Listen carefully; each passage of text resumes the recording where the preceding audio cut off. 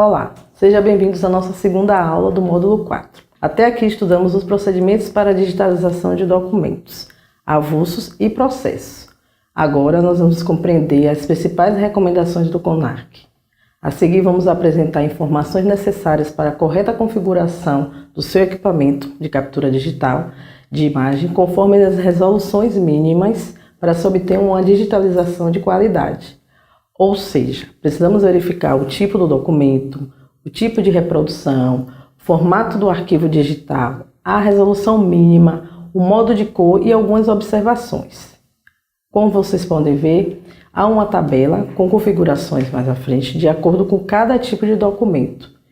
Em nosso material de estudo você pode ter um acesso maior a esta tabela, que provavelmente vocês vão ver de acordo com a coluna, o tipo do documento, que aí vem na segunda coluna o tipo de reprodução, na terceira o formato do arquivo e na quarta coluna a resolução mínima de cor e algumas observações. Por exemplo, quando tiver um asterístico, significa que o documento estará sem manchas ou com manchas. Quando houver dois asterísticos, bitonal, a captura da imagem onde não há gradação entre o claro e o escuro. Então recomenda-se o uso somente para textos impressos ou datilografados monocromáticos e muito homogêneos, sem a presença de manchas ou escurecimento de suporte original. No caso de 3 asterísticos, os tons de cinza, escala de cinza, grayscale. Aí recomenda-se o uso de escala de cinza para evitar que pequenas manchas venham interferir na leitura final da representação digital. Da mesma forma, para a digitalização de microformas, nós teremos que usar as características assinaladas anteriormente. Quando houver 4 asterísticos, modo de cor, Red, Green, Blue, padrão de cores, RGB, é uma abreviatura do sistema de cores aditivas, que o formato pode ser vermelho, que é o Red, verde, o Green e o azul, Blue. Para um documento como este, nós devemos ter o tipo textual impresso, sem ilustração, preto e branco e sem manchas. O tipo de reprodução utilizada é a bitonal, por isso deve-se recomendar o uso para textos impressos e sem ilustrações. Nesse caso, o formato do arquivo digital é TIFF e sem compressão, e a resolução mínima para a digitalização é 300 dpi, como falei anteriormente para os textuais.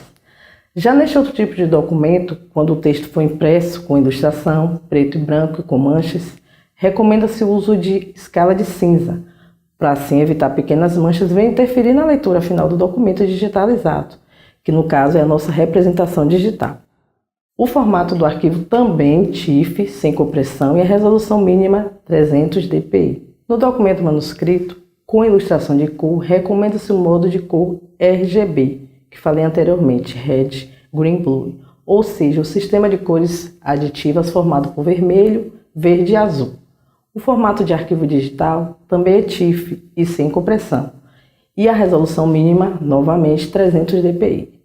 Já para o tipo de documento fotografia, preto e branco, o bitonal, a captura da imagem onde não há gradação entre claro e o escuro, recomenda-se o uso somente para textos impressos e ou datilografados, monocromáticos e muito homogêneos, sem presença de manchas ou escurecimento de suporte original. O formato do arquivo, novamente digital, será o TIFF, sem compressão e a resolução mínima de 300 dpi. Para concluir, devemos seguir algumas recomendações para a digitalização: o formato adequado, a resolução mínima, o formato do arquivo, estando sempre atentos para a reprodução se colorido ou preto e branco.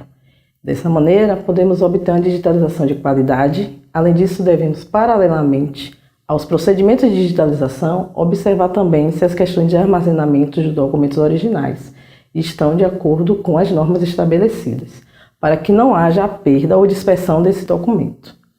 Outra informação importante: segundo a Lei 12.682 de 2012, os registros públicos originais, ainda que digitalizados, deverão ser preservados de acordo com o disposto com a legislação pertinente. Por quê?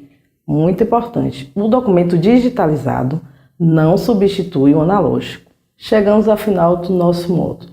Espero que vocês tenham adquirido novos conhecimentos e possam colocar em prática nas atividades diárias. Um abraço a todos e a todas e obrigada pela atenção.